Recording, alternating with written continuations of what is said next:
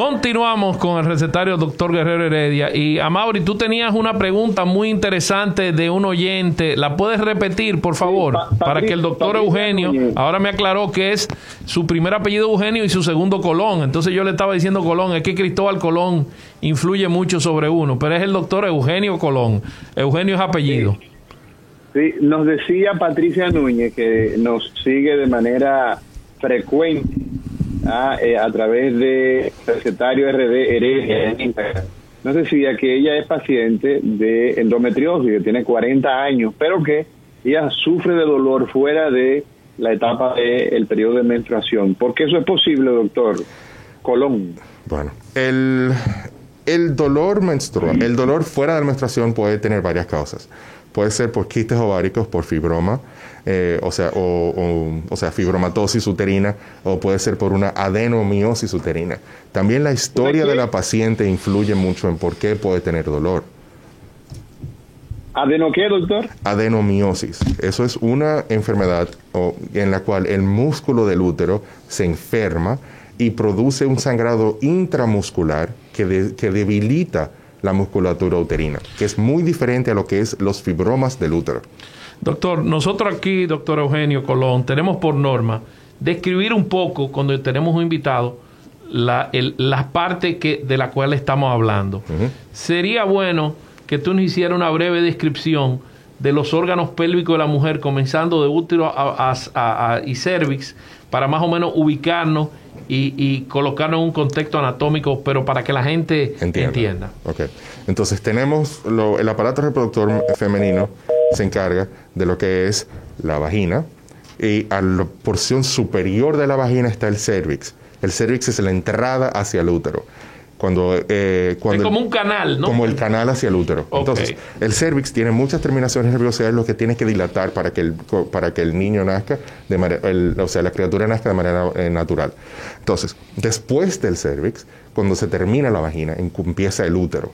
Entonces, el útero se divide en cavidad uterina y se divide en músculo uterino. Entonces, la cavidad uterina es la porción interna donde crece el bebé como tal, y esa porción interna tiene una comunicación lateral en lo que son cuando se forman las trompas de falopio. El útero está compuesto de un músculo, y ese es un músculo liso, que al igual que el intestino, que tiene como función contraerse para expulsar la criatura. Lateral al útero tenemos las trompas de falopio, y lateral a ellas entonces tienen los ovarios, que es lo que producen los quistes ováricos, que muchas mujeres me dicen, doctor, yo sufro de quistes ováricos, y mi respuesta es usualmente felicidades, eso es normal. Los quistes en las mujeres, todas las mujeres que están en edad reproductora tienen quistes ováricos. Eso es completamente normal. El problema es cuando ciertos quistes ováricos no desaparecen, y la única manera de determinar que no van a desaparecer es haces un estudio sonográfico, radiológico, y lo vuelves a repetir en 6 semanas. Y si el quiste desapareció, felicidades, desapareció. Si no, entonces tenemos que evaluar por qué. Pero tiene que ser que el quiste sea en el mismo lugar y que sea un seguimiento bastante atinado para ver que ese quiste no tiene características anormales. ¿Cuál es la función de las trompas de falopio, doctor? La función de las trompas de falopio es literalmente transportar la esperma desde la vagina hacia el útero. Desde la vagina, cuando la esperma entra por la vagina, se succiona por el cervix hacia el útero, y la esperma entonces sale a través de las trompas de falopio a cubrir los ovarios en esperma. La esperma dura aproximadamente 3 a 4 días dentro de la mujer. Entonces, la ovulación es el proceso en el cual el ovario se rompe, libera ese óvulo y se une con la esperma que ya lo está cubriendo. O sea que dura 3 o 4 días el semen dentro de la vagina de la mujer No dentro de la vagina, pero sí dentro del abdomen de la mujer. Okay. O sea, el semen se transporta hacia el útero. Hacia el útero, y del útero entonces sale a cubrir el ovario en esperma. Por eso es que, por ejemplo, las enfermedades de transmisión sexual son más comunes las mujeres padecen más de ellas y la mantienen por mucho más tiempo. ¿Por qué? Porque esa mucosidad se mantiene dentro de la mujer por un periodo más largo. Por ejemplo, el esperma dura 3 a 4 días. El óvulo, cuando la mujer ovula, solamente dura 24 horas. Entonces, porque eso es así, durante La naturaleza ha hecho de que el esperma se quede cubriendo el ovario a esperar la ovulación, y cuando ocurre la ovulación, el embarazo, fíjate que ocurre entre el ovario y las trompas de falopio.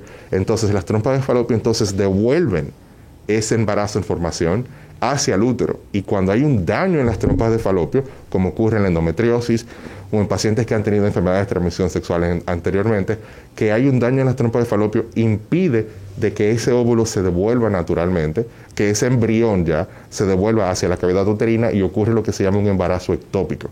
Que es fuera de la cavidad uterina. Que es fuera de la cavidad uterina. Entonces, ¿cuánto tiempo tiene el espermatozoide para fecundar ese óvulo? ¿Solamente 24 horas? Sí. A pesar de que dura 3 días. A pesar. O sea, por ejemplo, cuando una mujer está tratando de quedar embarazada, se le dice que empiece a tener, a tipificar su ciclo, a identificar qué día ovula, y diferentes maneras de evaluar cuándo está ovulando y cuándo no. Usualmente uno le va diciendo a la paciente que tiene que tener relaciones días antes de la ovulación. Si tú tienes relaciones el día que estás ovulando, es posible que falle. ¿Por qué? Porque el esperma toma tiempo de llegar desde la vagina hacia adentro del ovario, o sea, hacia cubrir el ovario. Si tú ovulaste hoy en la mañana y tienes relaciones, por ejemplo, y ovulaste el día de hoy, y esperaste, por ejemplo, al mediodía a tener relaciones, o 12 horas después que ovulaste a tener relaciones, es posible que no quedes embarazada. ¿Por qué? Porque no le des suficientemente tiempo al esperma llegar a donde está ahí. Va a llegar, pero no va a llegar tan rápido, y cuando llegue puede ser que el óvulo ya haya muerto. Entonces, ¿cuánto tiempo debe esperar la mujer para tener o sea, que el problema relación? de la esterilización que se produce en la endometriosis es un problema mecánico. Sí, o sea, bueno, hay dos problemas, pero sí, es un problema mecánico porque puede haber una obstrucción de las trompas de falopio, y entonces así no sale el esperma donde tiene que llegar. O hay un problema en la cual sí hay una obstrucción, pero no es lo suficientemente marcada para no permitir que el embarazo ocurra. O sea, me explico. La esperma llega al ovario, pero cuando el óvulo... Pero llega tarde. No, puede llegar tarde o temprano, pero en el caso de que llegue temprano, cuando el embrión se está devolviendo hacia la cavidad uterina, ya es como, al ser mucho más grande que el esperma, puede bloquear el paso del embrión y causa un embarazo ectópico. Entonces, la otra manera... Podemos tener que se puede dar el embarazo, ajá, ¿verdad?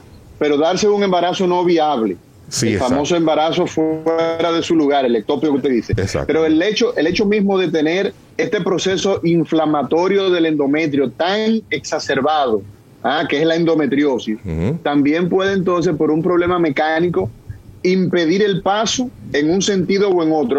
Es lo que he entendido, doctor. Sí, y no solo eso, tú acabas de decir algo muy acertado en el hecho de que la endometriosis es una enfermedad inflamatoria también, ¿verdad? Entonces, al ser una enfermedad inflamatoria, causa una inflamación de la pelvis, y esa inflamación por eso es que las mujeres, cuando le llega el periodo y se paran de lado y se tiran una fotovena al final del día, que tienen el abdomen abultado. Y se pone mucho la mano debajo del abdomen, exactamente. Como Napoleón.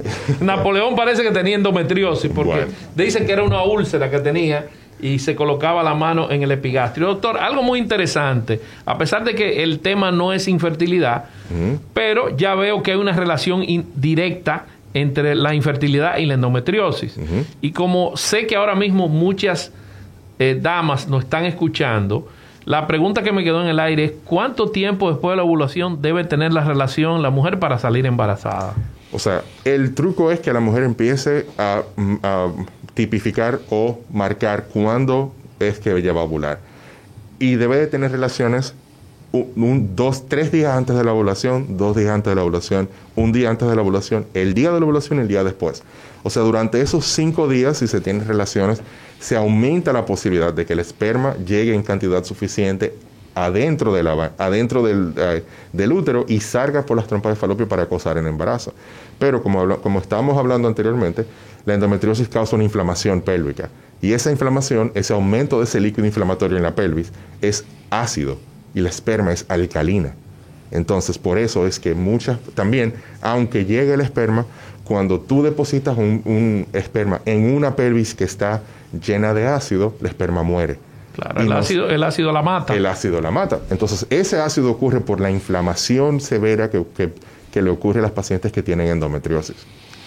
Ya dijimos, doctor. Ajá. Sigue. Colón, escúchame, sí. Sí. ¿Dónde usted hace práctica médica?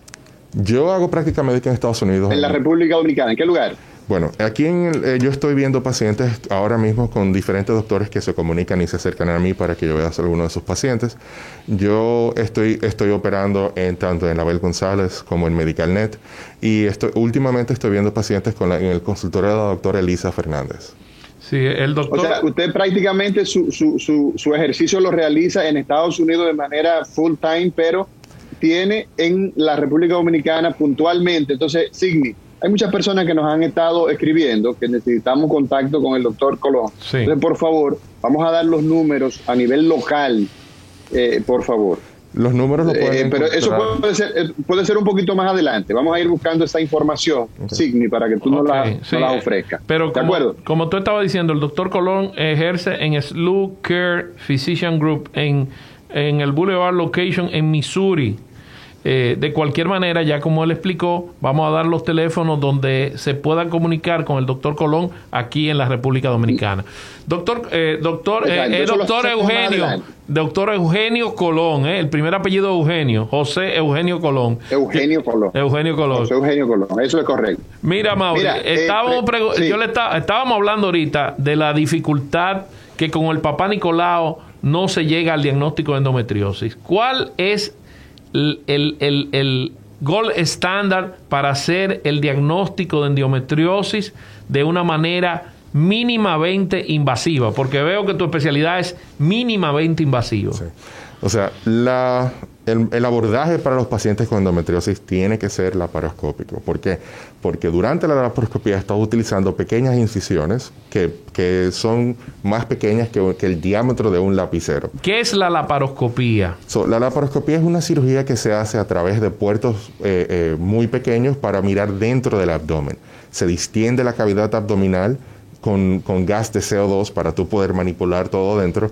Entonces, con una cámara que introduces a través del ombligo, miras el peritoneo, que es el papel tapiz del abdomen, y puedes identificar el tejido anormal que es altamente indicativo de endometriosis. O sea que no hay que hacer una herida grande, sino varias heriditas pequeñas y no le queda una cicatriz fea a la mujer. Exactamente. Y mejora el dolor postoperatorio, se vuelve a su trabajo más temprano. El postquirúrgico más rápido. Exactamente. Y más en países como el nuestro, donde no se les receta tantos narcóticos a los pacientes por las dificultades que se tiene en lo que es la logística de mantener una farmacia con muchos narcóticos y dar narcóticos postoperatorios. Por eso es que los pacientes aquí usualmente se quedan mucho tiempo en el hospital. Por ejemplo, yo realicé una histerectomía recientemente aquí en el país y la paciente se fue para su casa 45 minutos después de la cirugía. 45 minutos después de la cirugía. 45 minutos, una hora después que ella despertó, y fue ella misma cuando despertó de la cirugía, se paró, fue al baño y se sintió suficientemente bien. Le ofrecí, ¿te quieres quedar en el hospital el día de hoy? Me dijo, yo no tengo nada de dolor, yo me quiero ir a mi casa, y fue a su casa. 48 horas hasta 72 horas dejan los ginecólogos aquí a las pacientes después de la histerectomía, que también aumentan los costos. Aumentan costos, que ahora que estamos teniendo tantos problemas con eso de la seguridad social y los seguros, que eso es un tema que es bastante duro para nosotros en Estados Unidos, y aquí están yendo por mal camino en el sentido de que limitar los seguros para o sea, el acceso a los seguros es problemático. ¿Por qué? Porque nosotros queremos abaratar los costos, pero tiene que ir en beneficio del paciente y del médico. No hay ningún país del mundo donde los seguros quieran simplemente pagar todo lo que vale el procedimiento o la el vía tiempo de del abordaje doctor. que hiciste, doctor Eugenio Colón. Antes de la pausa. ¿Cuál fue la vía de abordaje que utilizaste en ese caso de esa histerectomía? ¿Fue vía laparoscópica sí. o vía abierta? Vía laparoscópica. No. Gracias a Dios, en los últimos 5 años, yo hago aproximadamente 300 a 400 cirugías al año, y en los últimos 5 años he tenido que abrir una sola paciente. O sea que 100% el ginecólogo es el cirujano laparoscopista por excelencia en Estados Unidos. Después de la pausa queremos que nos explique cómo entras y cómo hace el diagnóstico exacto vía laparoscópica. Vámonos, Isidro. Continuamos con el recetario del doctor Guerrero Heredia. Hoy estamos hablando de endometriosis, y antes de la pausa con el doctor José Eugenio Colón. Estábamos hablando de la forma del abordaje. El doctor Eugenio Colón es ginecólogo y especialista en endometriosis y en la parte mínimamente invasiva. Él ejerce en Slew Care Physician Group en Missouri, pero está dando su servicio en MedicalNet en los teléfonos 809-368-3111. 809-368-3111 en MedicalNet. Doctor Eugenio, estábamos hablando que ya entraste a esa cavidad abdominal, metiste la camarita, cómo llegas al endometrio y cómo tomas la biopsia para hacer el diagnóstico definitivo.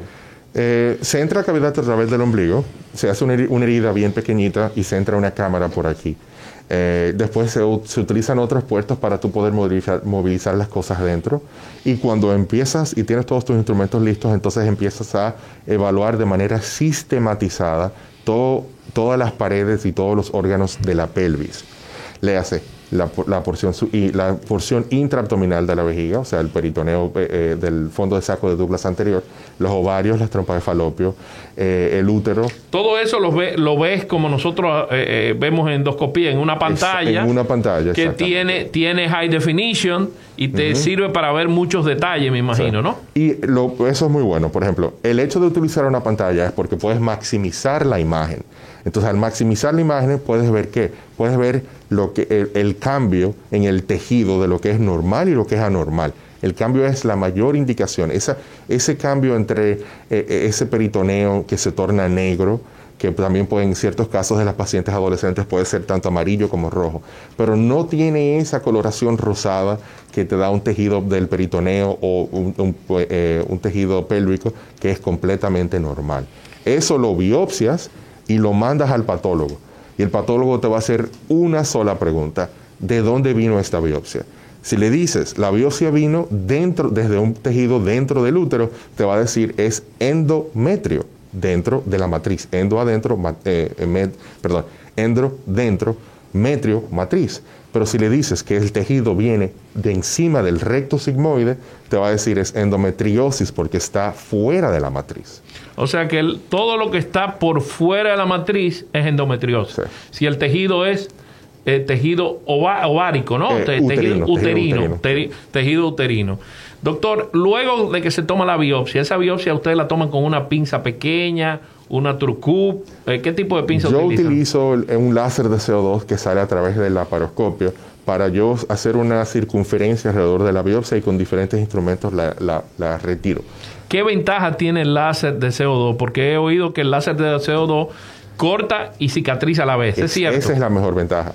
Una de las cosas que ocurre, por ejemplo, cuando haces cirugía abierta, es que tienes que utilizar, obviamente, entrar tus manos en unas cavidades bien pequeñas. Entonces, para poder hacer eso, tienes que crear una herida muy grande. Entonces, significa que los instrumentos que van a utilizar son instrumentos que son bastante abultados y tienden a ser un poquito más destructivos al momento de hacer una biopsia. El beneficio del láser de CO2 es que cuando estás haciendo tus biopsias, estás yéndote bien cerca del tejido anormal y solo te llevas lo anormal teniendo un diámetro alrededor de la herida del tejido que estás cortando, que es sano. Ahora, cuando es una cirugía abierta, se te dificulta entrar la cabeza dentro de la pelvis de la mujer, detrás del útero, donde el recto sigmoide se va a convertir en el piso pélvico en el ano. El fondo saco de Douglas es casi imposible. Tendría que meter la cabeza muy detrás. Detrás del útero para tú poder ver. Hablaste de las imágenes y eso es muy importante que nos dé un poco de detalle, porque a nosotros los gastroenterólogos y los endoscopistas, antes que viniera el tema del video endoscopía, hacíamos lo que se llamaba la gastroscopía no video. Teníamos una imagen buena, pero no teníamos tantos detalles como usted dijo, doctor Eugenio. Entonces, los detalles y la visualización de esa imagen es muy importante. ¿Qué tipo de equipo ustedes utilizan y cuáles son las ventajas de este equipo? Nosotros utilizamos, por ejemplo, podemos hacer la cirugía de dos maneras. La podemos hacer por laparoscopía o la podemos hacer con ayuda de lo que se llama el Da Vinci o el robot quirúrgico. Utilizamos imágenes de pantallas de 4K y en ciertos casos hasta de 8K para tú tener una mejor visualización de lo que es la imagen dentro. Los avances más importantes de la endoscopía o de la laparoscopía se dieron exactamente en la gastroenterología, donde fue el primer procedimiento endoscópico que se realizó en el 1920. Desde ahí, los gastroenterólogos han estado en lo que es la punta del iceberg de lo que es los avances en las cirugías mínimamente invasivas y en los procedimientos endoscópicos como tal. Esas pantallas te permiten no solamente que tú puedas observar las imágenes, pero que la persona que esté ahí contigo también pueda observar las imágenes y pueda tener una idea y puedan hacer una retroalimentación inmediata de lo que están viendo y cómo abordar. Lo que es extremadamente importante para la enseñanza. En el siglo XXI, donde estamos ahora, es imposible que los ginecólogos no tengan acceso a la laparoscopía. En Estados Unidos, como te acabo de repetir, los ginecólogos son los laparoscopistas por excelencia, porque hacemos muchos procedimientos. ¿Qué otros procedimientos usted hace vía laparoscópica? Histerectomías. Histerectomía completa vía laparoscópica. Totalmente, vía laparoscópica.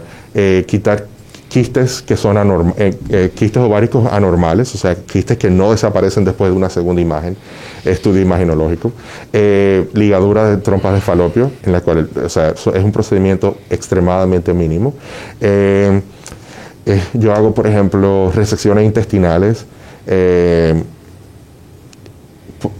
Nosotros salvamos muchos uréteres también, porque cuando la endometriosis es severa y se expande lateralmente en la pelvis, tú tienes entonces los uréteres. Entonces, cuando la endometriosis causa esa fibrosis encima de los uréteres, ¿qué ocurre? Ocurre que los pacientes pueden tener lo que se llama una muerte silenciosa renal. Por eso es que ¿Qué es la muerte silenciosa renal? La muerte silenciosa renal que causa una endometriosis severa pasa cuando los uréteres, que son los tubos que llevan la orina desde el riñón hacia la vejiga, se obstruyen. Esa obstrucción es una obstrucción que ocurre mensual y a través de los años, como es una obstrucción lenta, puede hacer que la presión dentro del uréter aumente y esa presión va dirigida hacia el riñón. Entonces eso hace de que el riñón no funcione bien y el riñón poco a poco vaya muriendo o perdiendo función renal. O sea que este paciente puede llegar a una insuficiencia renal crónica. Crónica. Y totalmente tener una muerte de un riñón, lo cual cualquier problema que pasa, por ejemplo, sabemos que muchos medicamentos que tomamos son excretados de vía renal. Cuando tú tienes un paciente, una mujer que ha tenido endometriosis o algún tipo de problemas renal y ha perdido un riñón, ese otro riñón es oro. Porque cualquier medicamento que utilices, como cualquier no quiero decir uno específico, pero cualquier medicamento que sea excretado de vía renal, si te da un golpe en ese riñón, puedes caer en diálisis. Entonces, por eso es también la importancia de tratar todas las enfermedades. No, y sobre todo que va a perder la capacidad del riñón de desintoxicar el cuerpo y limpiarlo de todo lo que tiene que ver con la urea y la creatinina, y este va a ser un paciente en diálisis, es una esclavitud que se va a tener que dializar varias veces a la semana. De cualquier manera, doctor, tenemos aquí otra pregunta por Instagram que nos dice, ¿qué porcentaje de la mujer sufre de endometriosis? El 10% de las mujeres del mundo tienen endometriosis. 1 de cada 10 mujeres que sufre de dolor menstrual tiene endometriosis. Ahora, si tú como mujer tienes una tía que tenía endometriosis, tú, por la asociación genética, eres 7 a 10 veces más propensa a sufrir de endometriosis que cualquier amiga que tengas. O sea, hay un factor hereditario. Hay un factor hereditario extremadamente alto, muy, muy alto. Otra cosa, doctor, los síntomas de la endometriosis, además del dolor menstrual, el dolor durante la relación sexual es muy frecuente, trae muchos problemas con las parejas. ¿Y qué cambio tiene la mujer luego de tratar la endometriosis? Bueno, todo depende de el tratamiento de la endometriosis depende de qué quiera el paciente, si quiere tener hijos o si no quiere tener hijos. Ahora, por lo que me preguntaste sobre el dolor durante la penetración, La dispareunia o dolor durante la penetración sexual puede ocurrir de dos maneras. Puede ser al introducir el pene a la vagina o un dolor a la penetración profunda. Son dos cosas diferentes. El dolor al introducir el pene en la vagina, que ocurre en la entrada de la vagina, eso es dispareunia superficial, y eso ocurre porque los músculos de la pelvis tienen problemas o tienen contracturas anormales que hacen que cuando lo toques te duela. Por ejemplo, si tú corres un maratón el día de hoy, mañana se sienta tu esposa o tus hijos sobre tus piernas, vas a tener dolor. ¿Por qué? Porque las piernas se contrayeron constantemente por un periodo largo. En la mujer lo que ocurre es que por alguna razón u otra, por alguna enfermedad u otra, tiene una contracción continua de lo que es la pared de entrada de la vagina, lo que causa bastante dolor a la penetración. O sea que ese músculo no se relaja en ningún momento. Exactamente. Se mantiene contraído constantemente. 100% de las veces. Después de la pausa, vamos a seguir hablando de la dispaneuria.